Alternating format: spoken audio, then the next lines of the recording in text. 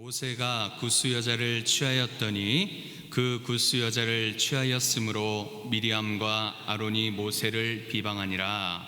그들이 이르되 여호와께서 모세와만 말씀하셨느냐 우리와도 말씀하지 아니하셨느냐 하매 여호와께서 이 말을 들으셨더라.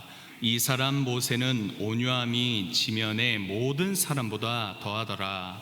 여호와께서 갑자기 모세와 아론과 미리암에게 이르시되 너희 세 사람은 회막으로 나아오라 하시니 그 세 사람이 나아가매 여호와께서 구름 기둥 가운데로부터 강림하사 장막문에 서시고 아론과 미리암을 부르시는지라.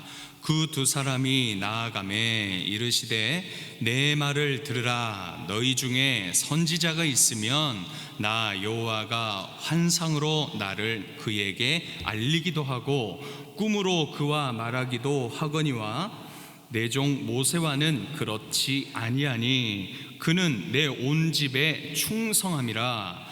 그와는 내가 대면하여 명백히 말하고 은밀한 말로 하지 아니하며 그는 또 여호와의 형상을 보거늘 너희가 어찌하여 내 종 모세 비방하기를 두려워하지 아니하느냐. 여호와께서 그들을 향하여 진노하시고 떠나심에 구름이 장막 위에서 떠나갔고 미리암은 나병에 걸려 눈과 같더라. 아론이 미리암을 본즉 나병에 걸렸는지라. 아론이 이에 모세에게 이르되 슬프도다 내 주여 우리가 어리석은 일을 하여 죄를 지었으나 청하건대 그 벌을 우리에게 돌리지 마소서. 그가 살이 반이나 썩어 모태로부터 죽어서 나온 자같이 되지 않게 하소서. 모세가 여호와께 부르짖어 이르되 하나님이여 원하건대 그를 고쳐 주옵소서. 여호와께서 모세에게 이르시되 그의 아버지가 그의 얼굴에 침을 뱉었을지라도 그가 이레 동안 부끄러워하지 않겠느냐. 그런즉 그를 진영 밖에 이레 동안 가두어 그 후에 들어오게 할지니라 하시니 이에 미리암이 진영 밖에 이레 동안 갇혀 있었고 백성은 그를 다시 들어오게 하기까지 행진하지 아니하다가 그 후에 백성이 하세롯을 떠나 바란 광야에 진을 치니라. 오늘은 질투와 시기를 경계하라는 제목으로 말씀을 선포하겠습니다. 우리는 모이면 주로 말을 많이 하게 됩니다. 별달리 할 것이 말밖에 없기 때문이겠죠. 우리들의 모임 중에 대화의 도마 위에 특정한 한 사람을 우리 모임 가운데 올려두게 됩니다. 그러면 시키지 않아도 그 사람에 대해서 자신의 생각들을 서슴없이 말하는 것을 우리는 종종 보게 되는 것입니다. 칭찬하는 말만 그 가운데 하면 얼마나 좋겠습니까? 그러나 우리는 모이면 그 한 사람에 대해서 비방하는 말을 많이 하게 되어집니다. 이 비방의 근원이 우리 인간의 마음속에 있는 시기와 질투심에서 죄에서 비롯된 것입니다. 유대인들의 속담 가운데요, 비방하는 것은 세 사람을 죽인다라고 그런 속담이 있습니다. 자, 첫 번째로 죽는 사람은 비방하는 사람 본인입니다. 본인. 두 번째는 그 비방을 듣는 사람입니다. 세 번째는 그 비방의 대상이 되었던 사람이 죽는다라고 그렇게 여겨집니다. 그래서 성경은 비방을 마치 살인과 같은 그런 의미로 해석하고 있고요. 심지어는 다른 어떤 죄들보다도 더 심각한 것으로 이 죄를 여기고 있는 것입니다. 히브리어 말로 라숀 하라라는 말이 있습니다. 이것을 뜻하는 우리말이 악한 혀라고 이야기합니다. 다른 사람을 비방하고 헐뜯는 것을 이야기하는 것이죠. 이 같은 악한 혀, 이 비방하는 말이 오늘 본문 민수기 12장의 주요 사건으로 여기 나타납니다. 여러분, 이 12장 이전 11장의 말씀에서요, 이스라엘 백성들의 이 악한 혀 때문에 고역을 치렀던 적이 있습니다. 백성들은 시내산에서 출발하여서 첫 광야의 길을 접어듭니다. 고작 3일 길을 걷고 나서 힘드니까 그 악한 혀로 악한 말로 불평하기 시작합니다. 왜 하나님 우리를 애굽 땅에서 벗어나게 하셔서 이렇게 괴롭히시는 걸까? 그렇게 불평하는 것이죠. 그래서 하나님께 어떻게 됩니까? 한 대 맞습니다. 여기서 그치지 않습니다. 이들이요, 탐욕으로 만나만 먹는 것을 불평합니다. 이 불평하는 그 마음 속에 어떤 마음이 있었냐면요, 하나님을 멸시하는 마음이 있었습니다.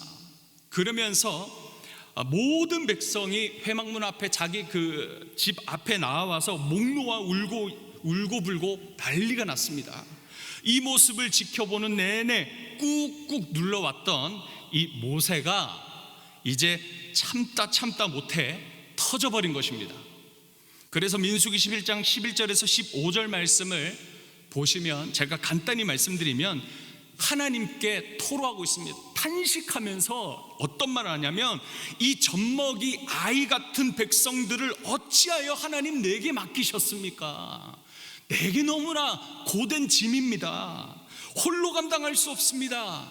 내게 은혜를 베푸셔서 나를 죽여주십시오. 그리하여 고난당함을 보지 않게, 내가 이 고난당함을, 이 고통을 느끼지 않게 죽여주십시오. 그렇게 기도하고 있는 이 모세의 모습을 볼 수 있습니다. 얼마나 힘들면 이 모세가 하나님 앞에 자기를 죽여달라고까지 말하겠습니까? 하나님께서는 그런 모세를 위해서 70인의 장로를 세워서 모세를 돕게 하였습니다. 그리고 난 다음에 하나님은 모세에게 명하신 메추라기를 백성에게 배 터지도록, 이게 먹다 보면 냄새가 나잖아요. 저도 언젠가 이제 완도에 이렇게 가게 된 적이 있었습니다. 거기서 전복을 라면에 넣어 먹고, 그리고 뭐 그냥 튀겨도 먹고 삶아도 먹고 온갖 방법으로 막 먹었던 적이 있었습니다. 그 귀한 전복을 말이죠, 수십 개를 먹다 보니까 이 전복의 냄새조차 싫은 거예요. 모래 냄새도 나고 막 비린내도 나고, 이제는 도저히 이제 생각도 나지 않는 그런 실정이 있는 것이죠. 사람이 이렇게 완악합니다. 하나님께서 이 메추라기를, 이 불평불만했던 이 백성들 탐욕으로, 하나님 우리에게 오이도 주시고 참외도 주시고, 하나님 왜 내게는 과일도 주시지 않고 우리가 그곳에서 먹었던 고기도 주시지 않습니까? 왜 맨날 첫날 만나만 주십니까? 라고 했던 그 입술에 이 메추라기를 입에 그냥 쳐 넣어 주시는 듯한 모습으로 굉장히 많은 메추라기를 백성들에게 주시는 내용이 11절에 후반절에 나오게 됩니다. 그때 이 탐욕과 이 불평의 죄의 대가로 백성에게 하나님께서 그 먹는 순간에 큰 재앙을 내리십니다. 그래서 그곳의 이름이 기브롯 핫다라고 불려지는데요, 이것을 우리말로 뭐냐고 부르냐면요, 탐욕의 무덤이다라는 뜻을 그렇게 가지게 되었습니다. 그곳을 바로 지명의 이름으로 세우셔서 하나님께서 교훈으로 삼게 하셨던 것입니다. 자, 이제 모세는 이제 잠잠해진 이스라엘 백성들을 데리고 약속의 땅을 향해 다음 코스로 넘어갑니다. 바로 오늘 12장 말씀이죠. 하세롯에 도착합니다. 이곳에서 지도자들 간에 갈등이 일어납니다. 이제 백성들이 문제가 터지고 이제 잠잠하니까 지도자들끼리 갈등이 일어난 거예요. 1절에 보면 미리암과 아론이 모세를 비방하는 내용이 여기 나옵니다. 자꾸 광야로 나와서 말로 인해 죄 짓는 것 때문에 어려움을 당하는 이 이스라엘과 지도자들의 모습을 반복하여 보게 되어지는 이 시점입니다. 그때나 오늘이나 별다를 것이 없습니다. 우리의 입을 지키는 것이 성을 지키는 것보다 우선되어져야 하는 것을 우리는 오늘 이 말씀에서 알 수 있습니다. 미리암과 아론이 왜 지도자인 모세를 비방하고 있는지 여러분 1절 말씀을 여러분 성경으로 함께 읽어보겠습니다. 1절 시작. 모세가 구스 여자를 취하였더니 그 구스 여자를 취하였으므로 미리암과 아론이 모세를 비방하니라. 모세가 구스 여자를 취하였습니다. 자, 여기 나오는 구스란 오늘날의 에티오피아라는 나라의 지명 이름입니다. 이곳은요, 아프리카 지역의 검은 피부를 가진 여인을 이 모세가 아내로 삼았다라고 그렇게 말하고 있습니다. 우리가 보고 있는 이 1절 말씀이 굉장히 어려운 난제의 구절입니다, 여러분. 왜냐하면 이 구스 여자 때문에 저도 이 설교 준비하면서 몇 시간이나 연구하면서 책을 찾아보고 그렇게 진땀을 뺐었던 적이 참 이것 때문에 참 많이 어려웠었던 것 같습니다. 여기저기서 보니까 참 많은 해석들이 있었습니다. 사실 이게 크게 중요하진 않지만 그래도 좀 아시면 좋을 것 같다라는 생각이 듭니다. 성경에는 이 구스 여자가 누구라고 명확하게 밝히고 있지 않아요. 그래서 여러 학자들이 이 구스 여자를 가리켜서 제일 확률이 높은 이 여자는 십보라다, 이전에 모세의 첫 번째 아내인 십보라다라고 이야기하는 사람들이 거의 좀 많이 있었고요. 아니다, 십보라가 아니고 십보라가 이미 그 전에 죽고 맞이해서 모세의 두 번째 아내다라고 하면서 이런 식으로 많은 해석들이 굉장히 난무했습니다. 하박국 3장 7절에 구산의 장막이 나오는 이 단어가 있어요. 여기에 나오는 이 구산이라는 것이 뭐냐면요, 구수 사람이라는 뜻을 말하고 있습니다. 자, 여기서 알 수 있는 게 뭐냐면 또 여기서 중요한 것이 구산이라는 이 구수 사람들을 뜻하는 이 구산이라는 이 단어가요, 미디안 땅으로 표현하여서 함께 사용했다라는 그런 단어였다라고 합니다. 이것을 볼 때에 여러분, 십보라가 어디 나라 사람입니까? 어디 땅 사람입니까? 미디안 제사장 이드로의 딸이지 않습니까? 그렇죠? 그렇게 보았을 때에 십보라구나라는 그런 확률이 좀 많이 있다라고 보는 것입니다. 민수기 12장 1절 본문에 나오는 구스 여자가 그래서 십보라일 가능성이 높다라는 견해로 저는 그렇게 받아들이고 말씀을 전하겠습니다. 사실 모세가 이 이방 여자를 아내로 삼은 것에 비방했다라는 것은 그저 하나의 빌미였습니다. 또 다른 이 비방의 목적이 다른 곳에 있었다라는 말이죠. 그것이 2절에 그들의 말 속에서 찾아볼 수 있습니다. 모세의 권위에 질투하고 시기하여 도전하는 행위였다라는 것입니다. 2절에 그들이 모세에게 무슨 말을 했길래, 그들의 야심이 무엇이길래 그런 걸까요? 우리 2절 함께 한 목소리로 읽어보겠습니다. 2절입니다. 시작. 그들이 이르되 여호와께서 모세와만 말씀하셨느냐, 우리와도 말씀하지 아니하셨느냐 하매 여호와께서 이 말을 들으셨더라. 자, 여호와께서 모세 말고도 우리와도 말씀하신다, 그렇게 이야기하고 있어요. 다시 말해서 쉽게 말씀드리자면, 모세 너만 지도자냐? 우리도 지도자야, 이 말인 거예요. 자, 어떻습니까? 모세에게 한 이 말을 보니까 여러분 어떤 느낌이 드십니까? 그들의 말투나 의도가 지도자를 존중하고 있습니까? 존경하고 있습니까? 그런 말투입니까? 그런 분위기입니까? 그렇지 않아요. 지도자에게 오히려 자신의 공권력을 행사하고 있어요. 휘두르고 있어요. 굉장히 공격적인 말투입니다. 오늘날 우리에게도 이런 모습이 있지는 않습니까? 우리는 무엇 때문에 지도자와 그리고 나의 성도에게 그리고 나의 이웃에게 시기하고 질투를 할까요?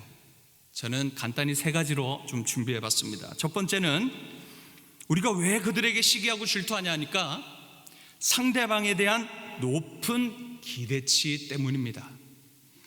다시 말해서 내가 이만큼 너에게 해주었으면 너도 나한테 이만큼 해줘야지 않겠느냐. 기브앤테크죠, 그죠? 그런 마음이 있는 것이에요. 난 이렇게 너에게 주는데 넌 왜 이것밖에 못 해주는데? 이런 마음이 있어서 그런 거예요. 1절 마지막에 보시면요, 미리암과 아론을 기록할 때, 자, 누가 먼저, 어떤 사람이 먼저 앞에 나옵니까? 미리암이 앞에 나와요. 그 뒤에 아론이 나오죠. 자, 그런데요, 그 뒤에 4절과 5절에 각각 또 이 사람들의 이름이 또 나오는데요, 순서가 달라져요. 또 어떻게 달라집니까? 아론이 앞에 있어요. 뒤에 누가 있죠? 미리암이 뒤에 나와요. 제가 이것을 왜 얘기하냐면 이유가 있는 거겠죠. 그냥 이유가 없이 말할 이유가 없습니다. 다시 1절에 돌아가서 보면 두 사람의 이름 뒤에 따라오는 동사가 무엇입니까? 그 순서의 의미가 여기에 담긴 거예요. 미리암과 아론이 모세를 비방하니라, 그렇게 되어 있어요. 그렇죠? 여기 이름의 순서만으로 우리가 추측 가능한 것은요, 모세를 누가 더 비방했느냐, 이 순서를 이야기하는 겁니다. 누구겠습니까? 맞아요, 미리암이에요. 미리암이 모세를 비방하는데 더 아론보다 앞장섰다라는 거예요. 그 비방하는 입술이, 이 비방하는 그 소리가, 그 볼륨이 더 높은 사람이 미리암이었다라는 것이에요. 나중에 저 뒤에 미리암의 결말을 보면 이 말이 무슨 말인가 더 와닿을 것입니다. 미리암이 지도자 모세에게 높은 기대치가 있었습니다. 왜일까요? 한번 생각해 보십시다. 미리암은 누구입니까, 여러분? 지도자 모세의 누이 됩니다. 누이. 갈대 상자에 들어있던 이 아기 모세를요, 엄마가 나일강에 살살 이렇게 띄워줍니다. 그것을 보면서 떠내려가는 것을 끝까지 지켜봐 준 사람이 바로 이 누이 미리암이었어요. 안전하게 잘 가는지, 이 갈대 상자가 뒤집어지지 않는지, 어디 끼어가지고 갈대에 어디 풀숲에 어디 들어가서 이렇게 헤매고 있진 않는지 늘 지켜보고 따라갔었던 거예요. 그러다가 애굽의 공주가 갈대 상자를 발견하죠. 아기 모세를, 그 갈대 상자를 이렇게 딱 보니까, 안에 보니까 누가 있습니까? 아기 모세가 있는 거예요. 이 모세를 꺼낼 때 이 타이밍에 맞춰서 이 누이 미리암이 공주에게 다가갑니다. 그래서 어떻게 합니까? 모세의 이 친어머니를 유모로 소개해 준 사람이 바로 미리암이에요. 자, 이것을 보았을 때 여러분이 이 미리암이다라고 생각해 보세요. 여러분이 미리암이다라고 한번 생각해 보세요.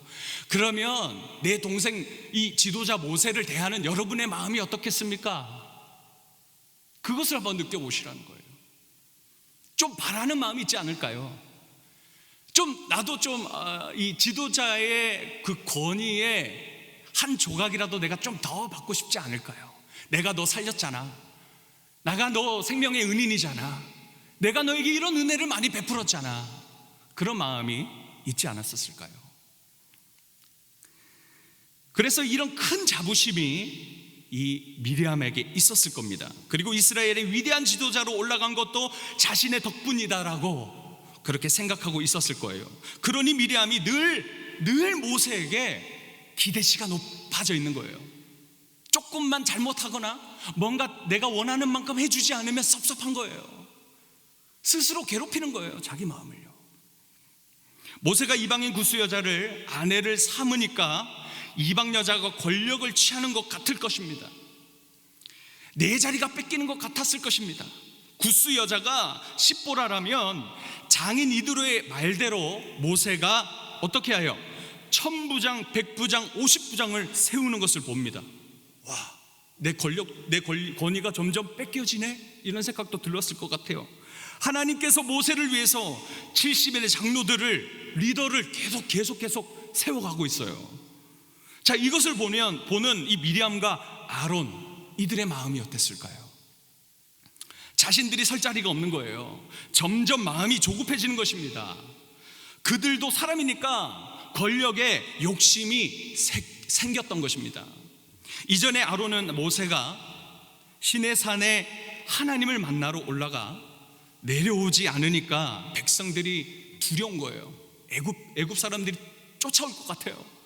그러니까 뭐라고 합니까? 어서 우리에게 하나님을 만들어 달라라고 이야기합니다. 요청을 합니다. 그러자 이 줏대 없는 아론이 다 금을 끌어모아라. 그래서 금 송아지를 찍어 만들어 그것을 하나님으로 여기라고 하고 절하고 예배하기 시작합니다.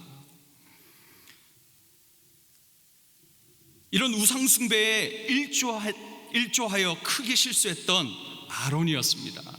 기회주의자 같은 모습이 이 아론에게도 있었다라는 것입니다. 지도자 모세의 누이로서, 모세의 형으로서 큰 자부심 속에 살아가다가 이제 자신의 입지가 좁혀지자 모세가 이 이방 여자를 아내로 삼는 것을 빌미로 삼아서 모세의 권위에 대항하고 있는 것이 오늘 1절의 말씀이다라는 거예요. 이게 진짜 주요 사건이죠. 여러분, 우리 인간은 어떻습니까? 이것을 보면 어떤 마음이 드십니까? 우리 인간은 사람에게 절대 기대면 안 된다는 거예요. 우리가 기대하고 의지할 대상은 오직 하나님이십니다. 할렐루야. 사람을 의지하고 계십니까, 여러분?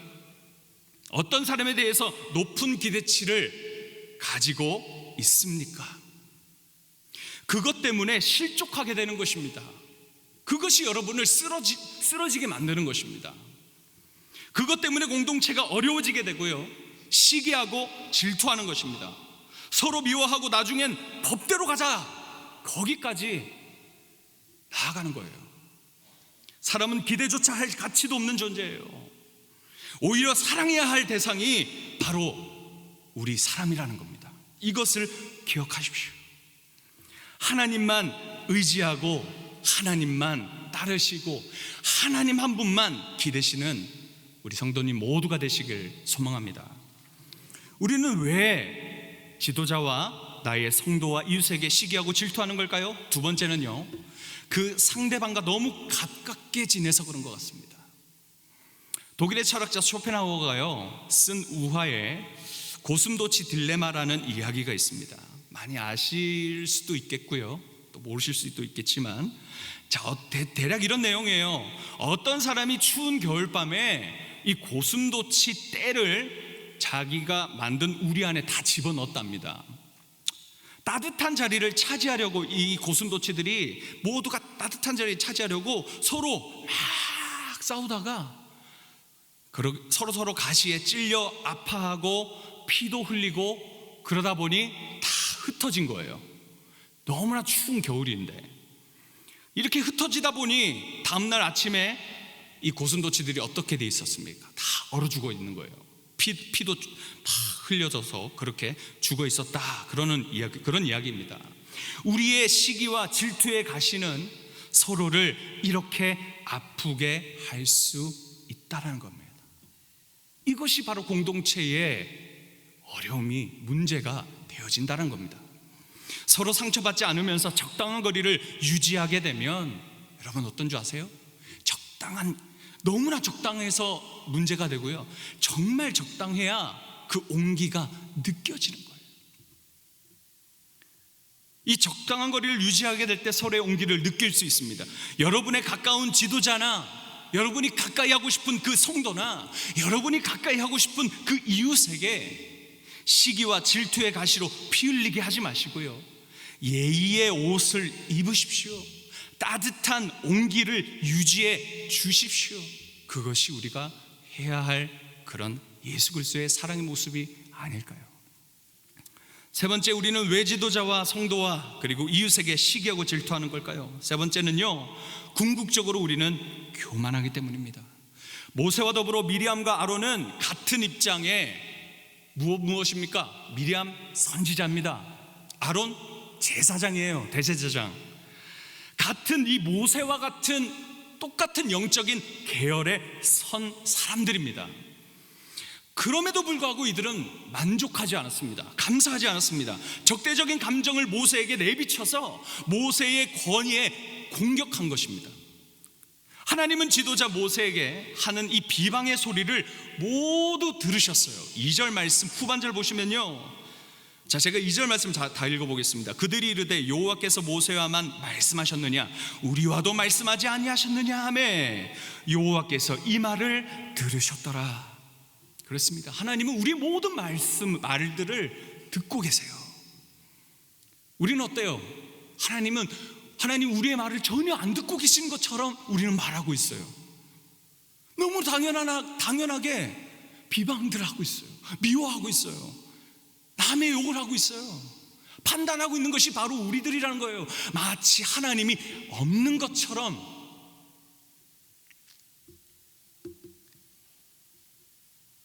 하나님께서는 그들이 지도자 모세에 대한 비방의 소리를 들으셨지만요, 즉각적으로 바로 반응하시지 않으셨습니다.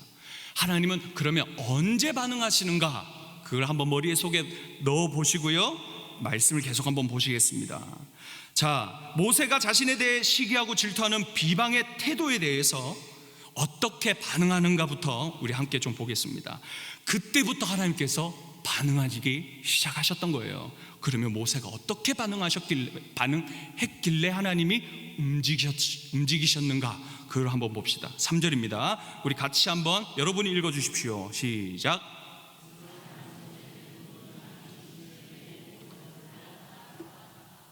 아멘. 모세는 자신을 향한 시기와 질투의 이 비방의 태도에 대해서요, 무엇을 어떻게 행동했다, 내가 너희들을 어떻게 처단했다, 내가 너희를 어떻게 했다, 구체적인 그런 설명이 전혀 없습니다. 오히려 모세는 어떤 사람이다에 대해서만 말하고 있어요. 그렇죠? 자, 여기 보면요, 다만 그냥 성경에는 모세는 온유함이 뭐라고 합니까? 온 세계 사람들 중에 1인자다라 그렇게 이야기하고 있어요. 여기 온유하다라는 뜻이 뭐냐면요, 가난하다, 비천하다, 마음이 낮다, 겸손하다, 그런 뜻입니다. 모세가 처음부터 온유한 것이 아니었습니다. 여러분도 아시지 않습니까? 이 모세가 젊은 시기에 너무나 성급했고요, 열정도 많았던 사람이었습니다.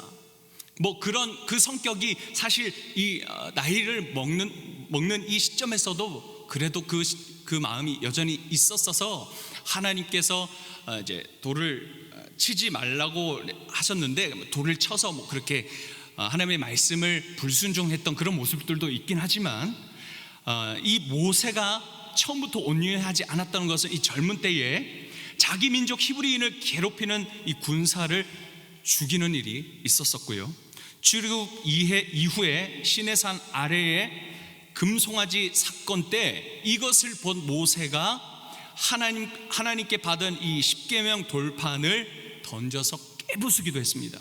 이렇게 성급하고 화도 잘 내는 모세가 여러분 금세 온유해졌었을까요? 아니에요. 훈련되어졌던 거예요. 여러 가지 고난과 여러 가지 어려움과 이 지도자의 자리에서 겪는 수많은 힘듦 속에서 훈련되어진 온유한 마음입니다. 11장의 후반 보면요, 또 이 모세가 온유했다라는 것을 이 모습이 보입니다. 모세의 온유함을 엿볼 수 있는 일이 있습니다. 70명의 장로들이 세워지고요, 그들에게 의미적인 일이 일어납니다. 무슨 일이 일어납니까? 하나님의 영이 이 장로들 70인의 장로들에게 모두 임해서 이 모든 사람들이 예언하기 시작합니다. 이제 예언을 다 마쳤습니다. 그 다음부터 그런 일이 없다라고 말씀에 나옵니다. 이 사람들이 다 진영에서 빠져나가고요, 나머지 2사람만 남겨집니다. 전혀 이 사람들 특별하지 않는 것 같습니다. 지도자도 아닙니다. 보니까 이름이 딱 나와 있습니다. 엘닷과 메닷이라는 자가 그곳에 머물러 있었습니다. 다 빠져나간 후에 그 둘만 있었어요. 근데 그곳에 이 둘만 있었던 그 진영에서 성령의 충만함을 받습니다. 그래서 그들도 예언하는 일이 벌어집니다. 어쩌면 우두머리들이 있고 모세 지도자가 있는데 불구하고요, 인간적인 질서를 따질 수 있는 그런 위치였음에도 불구하고요, 이 일을 한 소년이 보고 나서 보고하죠. 모세에게 찾아가 보고하고 있습니다. 이 2사람이 갑자기 예언하기 시작합니다. 딱 보니까 모세가 딱 보니까 하나님의 영으로 충만해서 예언하고 있는 모습이었던 거예요. 여호수아가 그 옆에 있었겠죠. 그 옆에서 여호수아가 그 얘기를 듣고 나서 모세에게 요청을 하고 있어요. 그들이 예언한 것을 말리십시오 요청하고 있습니다. 모세는 그런 여호수아에게 이렇게 말합니다. 11장 9절 말씀입니다. 모세가 그에게 이르되 내가 나를 두고 시기하느냐? 여호와께서 그의 영을 그의 모든 백성에게 주사 다 선지자가 되게 하시기를 원하노라 라고 이야기하고 있어요. 와, 완전 대인배죠. 굉장히 마음이 넓은 거예요. 온유한 것이죠. 모세는 영적으로 시기하는 그들을 말리지 않았어요. 오히려 모든 백성이 주의 영이 임하여 주시기를 원하고 있습니다. 모두가 예언하는 선지자가 되기를 바라고 있는 것입니다. 이것이 바로 모세의 온유함이라는 것이에요. 모세가 이렇게 온유한 자로 바뀌어졌다는 것입니다. 이제 12장 말씀 보시면 모세 자신을 비방하는 미리암과 아론에게도 마찬가지로 이러한 낮은 마음으로 겸손하게 그들을 온유함으로 대하는 장면이 나옵니다. 자신이 그들에게 무엇을 행했다라는 말은 전혀 없습니다. 다만 모세의 온유함에 대해서 언급했다는 것은요, 그는 리더십에 대해서 대행했던 문제를 하나님께 맡기고 아무런 대꾸도 하지 않은 그 온유함으로 그들을 대했다라는 것입니다. 하나님께 맡겼다라는 것은요, 자신이 어떤 화를 냈다라는 거나 화를 냈다거나 자신의 방법으로, 세상의 방법으로 해결하지 않고요, 하나님께서 해결하시도록 바라고 있었다, 이 말인 거예요. 그럴 때 하나님께서 어떻게 하셨습니까? 4절에서 5절입니다. 한번 읽어보겠습니다. 시작. 여호와께서 갑자기 모세와 아론과 미리암에게 이르시되 너희 세 사람은 회막으로 나아오라 하시니 그 세 사람이 나아가매 여호와께서 구름 기둥 가운데로부터 강림하사 장막문에 서시고 아론과 미리암을 부르시는지라 그 두 사람이 나아가매. 자, 4절에 보면요, 너희 세 사람은 회막으로 나오라 이야기합니다. 이 회막으로 나오라 할 때는요, 어떤 지성소, 성소 이 안으로 들어오는 게 그 말이 아니라 회막 밖에 이 밖에 부분을 이야기한다고 그렇게 나와 있습니다.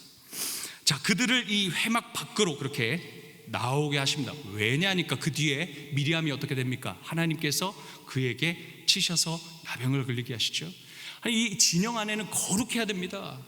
이 진영 바깥에서 그런 일이 일어나야 되잖아요, 그렇죠?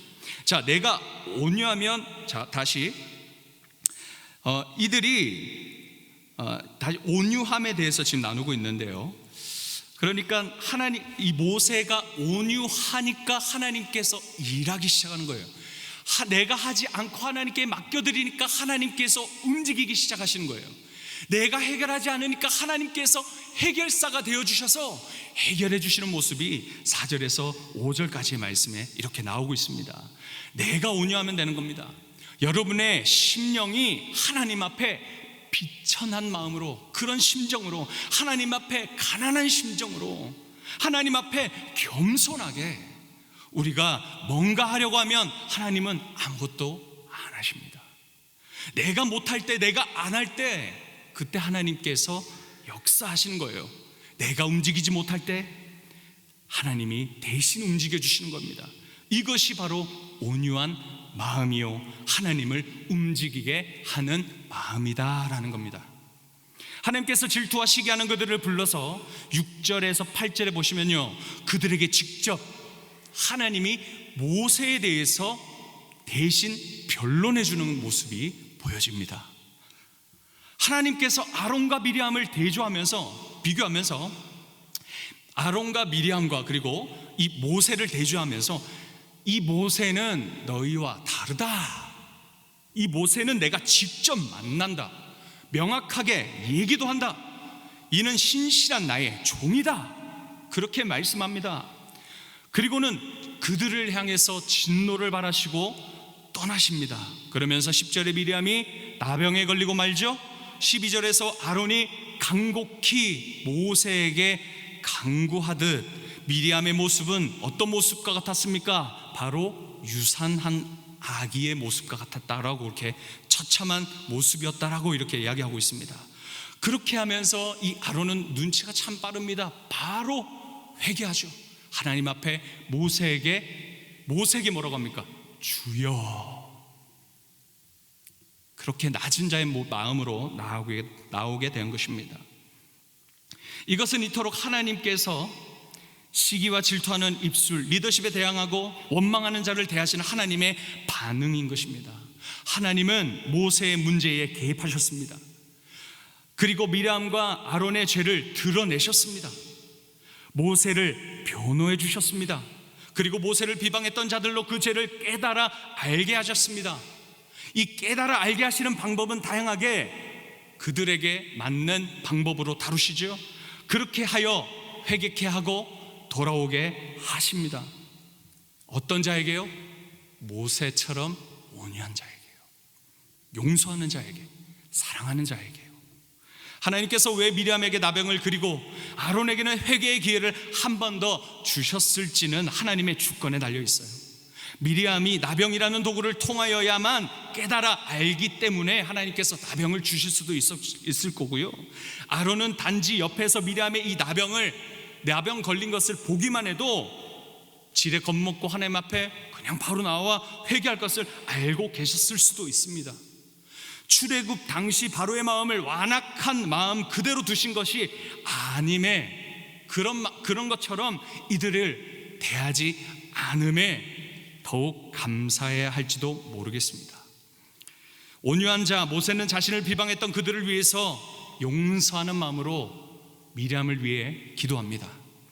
저 같으면 내버려뒀을 겁니다. 미우니까 그래 너도 한 대 맞아봐라, 그래 너도 좀 내 마음 좀 알아봐라, 이런 마음이었을 겁니다. 그러나 모세는 온유합니다. 하나님의 마음을 꼭 닮았습니다. 그래서 하나님을 움직이게 하죠. 그래서 미리암을 이 나병에서 돌이키게 그렇게 부르짖고, 그러니 하나님께서 돌이켜주시는 은혜를 주십니다. 그냥 주시는 것이 아니에요. 미리암에게 죄의 흔적을 하나님께서 남게 해주십니다. 여러분, 우리가 좀 이렇게 좀 찰과상을 당하면 이렇게 좀 회복하는 시간들도 있고요, 약도 바르고 뭐 이렇게 투명 밴드도 이렇게 바르고 뭐 한다 해도 흉터는 남습니다. 그렇죠? 죄의 흔적도 남는 것이에요. 또 이 미리암 또한 나병, 이 피부병, 굉장한 악성 종양의 피부병을 앓았기 때문에 온몸에 흉터들이 많이 남았을 것입니다. 그러면서 다시금 그 죄로 돌이키지 않게 하겠죠.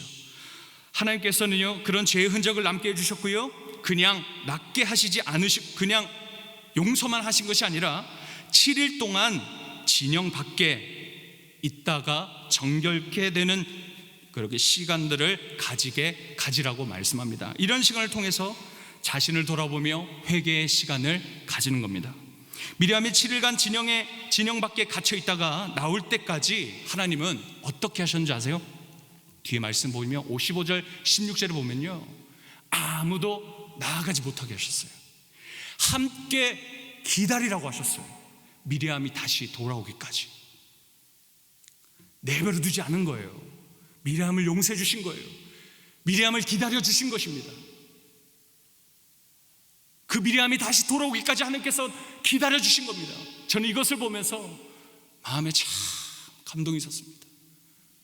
이것이 나였는데, 이것이 우리였는데, 죽을 수밖에 없는 우리였는데, 내버려두면 그만인데, 죽어버리게 그냥 내버려두면 하나님께서 뭐라 할 사람은 아무도 없는데, 하나님은 예수 그리스도를 믿고 그 죄를 회개하는 그 자에게 돌이킬 수 있는 기회를 주시고, 기다려 주시고, 참아 주시고, 끝까지 인내해 주시고, 끝까지 인자의 그 사랑의 은혜를 우리 가운데 주심을 저는 이 미리암에게 주신 이 모습을 통해서 큰 은혜를 받았습니다.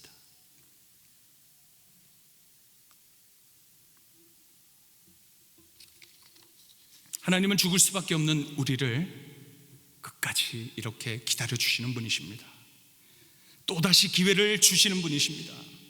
그리고 홀로 외롭게 두시지 않으시는 분입니다.